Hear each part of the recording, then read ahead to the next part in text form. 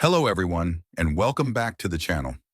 In today's HackerRank SQL tutorial, we'll be solving a problem where we need to query all the city names in Africa from the city and country tables. Let's first understand the data we are working with. We have two tables. City table contains information about cities such as the city name, population, and the country code, which connects each city to a country in the country table. Country table contains details about countries, including the country code, the country name, and the continent it belongs to.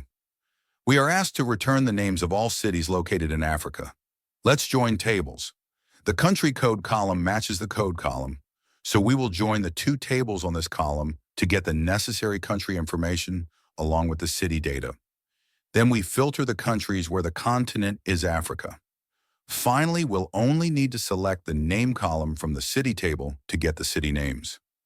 This query will return a list of city names where the country is located in the continent Africa. It's as simple as that. The join brings together the necessary information from both tables. The where clause filters out non-African countries, and the select gives us only the city names.